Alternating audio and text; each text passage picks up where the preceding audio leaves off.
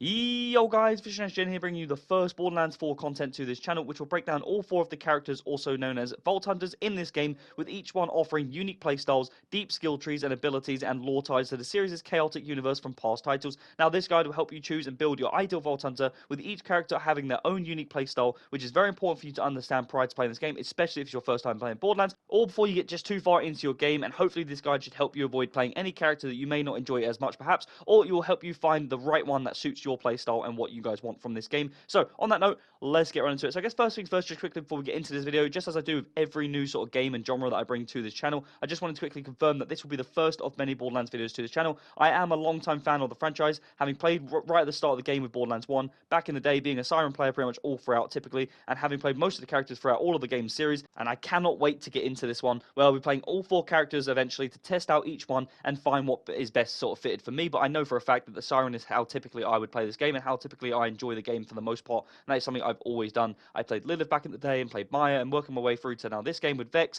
and this is a really good character in my opinion. The game has just come out, and yesterday playing this with my friends on opening day,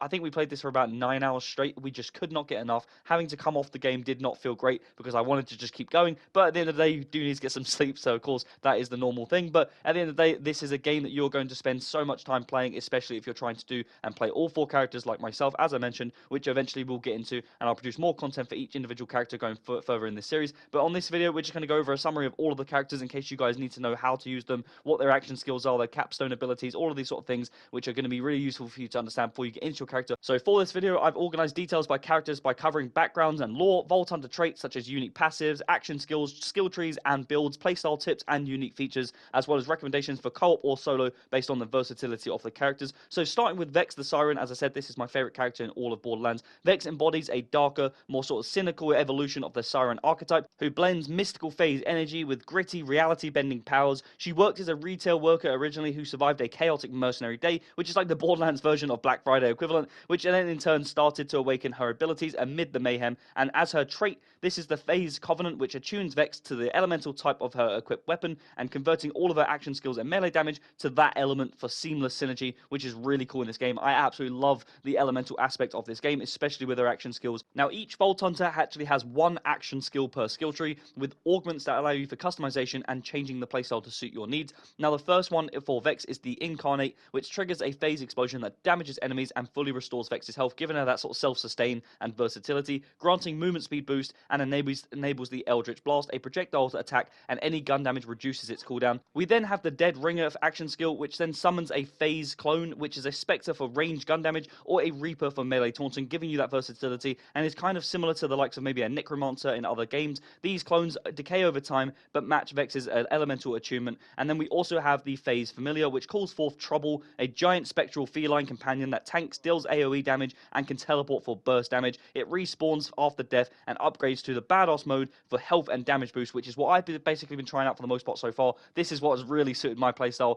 but I'm going to, of course, get onto all of the different ones. And then we finally have the Spectral Scythe, which creates a Phase Ghost clone that slices enemies with a scythe, adding Summoner Flare to this playstyle, which is going to be something that I'm definitely going to try out and sort of see how this plays and merges with my playstyle, with that brawling and melee sort of playstyle. As for the skill trees and builds, there are 3 trees with 87 skills total across all Vault Hunters, with a maximum of 387 points. Now, each sort of tree in itself has a broad trunk of core skills, with 5 augments, 2 base, and 1 per branch, as well as 3 capstones right at the bottom, which are like the ultimate versions of the ability, the final element that you want to sort of work towards. So the first one we have is the Vexculation tree, which provides skills and spectral blast with hybrid gun and action skill focus without any minions. Then there's the 4th seal, where a minion heavy sort of Reaper or Spectre will boost offense and defense, and like Zane's double agent, depending on which sort of minion you have, will sort of impact the way your playstyle works. And then we have the Here Comes Trouble, which is based on elemental survivability with pet synergy and a laid back like sort of Flax Beastmaster, which is really cool from past games. And then as for her build, she's a crit focused character for gunslingers or pet summoners. For passive play and any class mods add extra points. I'd say she's very versatile for solo play with mixed caster spells,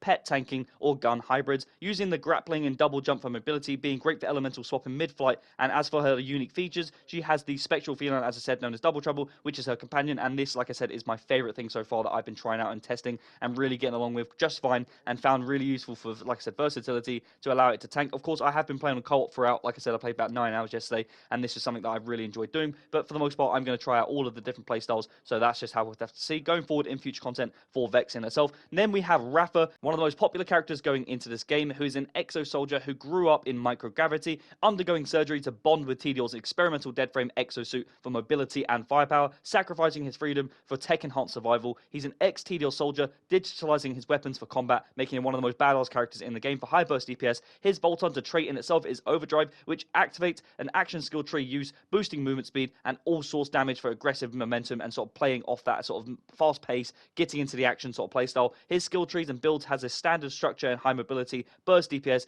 AoE, summons, melee, and passives. As for the branches for like specialization and customization, this focuses on more like tech summons, melee, using his arc knives and damage buffs. As for the builds in itself, he has an assassin-like build with crits and melee for sustained AoE and all that sort of stuff. His playstyle is like fast pace, mid-range combat, where you can switch weapons constantly while in overdrive, which is ideal for like that rogue assassin fans. If you like Zero from the previous games of Borderlands 2 or Zane from Borderlands 3, this is kind of going to be your playstyle. You guys can use digital sort of construct vehicles anywhere you want for exploration as well later in the game. His unique features includes his exosuit for sort of tech digitalization and a sort of rogue tech hybrid, which is similar to, like I said, Mordecai from Borderlands 1, Zero from Borderlands 2, and Zane from Borderlands 3. Now, this is a character that I'm definitely going to play on my own without my friends. It's something I'm probably going to play on solo and just grind out in the background, but I don't actually know whether I'm going to sort of play them early game or get this character that I'm playing right now, Vex, further in the game and then come back to them later once I have the campaign completed, so that I don't have to do all the starting missions over and over again and duplicate that process, which is what we've had the issue with in past Borderlands. But for the most part, he has been a super fun character to watch and play alongside with my friend playing him as B-Money, and I would say the character is really compatible so far from what I've found and versatile with the likes of Vex alongside him. So that is just something, like I said, I have found that it really works quite well, especially against boss fights, using the sort of double trouble that I've been using, this little summon that I've got on Vex, and just found that the two work really well, allowing Rafa to use his turrets to be really effective against boss, dealing high burst DPS and AoE.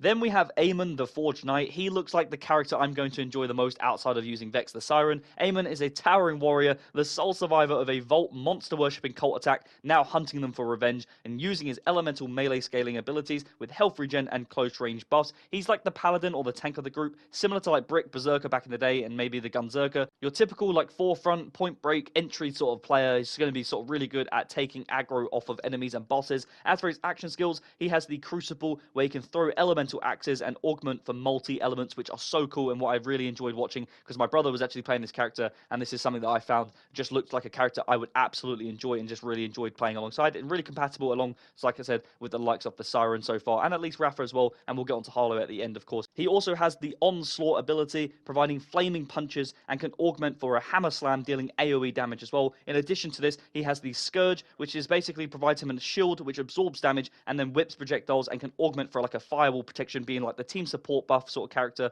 in that sort of playstyle in itself, to be really effective for different purposes throughout the game, and can, like I said, be quite versatile, being sort of having so many different areas that you can sort of tweak, dealing more elemental, or you could be more shielding, or you could be more damage. It depends on how you want to play, but also more importantly what you're up to, whether you're exploring generally and just going around the map, which is what we were doing for the most part, or you're playing more main story, or you're going for boss fights, whatever it may be. That's how you want to sort of tune your character later in the game, of course. And as for his skill trees and builds, Amon has weapon enhancement resistance, crowd control, elemental focus with dual casting, and as for his builds, he's like a melee juggernaut, think of him like that, with shields, whips, and also elemental wizardry. And then as for his playstyle, like I said, he's more of a frontline brawler and tank, where you'll charge in with grapples and dashes and block and shields, unleash elemental strikes with his as he scales with melee buffs and regen gear later in the game. And as for his unique features, he has an elemental non-siren with dual casting and weapon forging abilities from air, like a wizard sort of archetype in itself, which makes him one of those characters that I'm definitely going to play and enjoy. Something I have really enjoyed playing alongside as my brother's been playing him, and sort of found that he's really compatible with the siren just as well for different purposes, unlike Rafa, which is slightly different for the beneficial of the high burst DPS using the turrets and so on for bosses. And then finally we have Harlowe the Graviter, who is a former Maliwan combat specialist wielding gravity powers,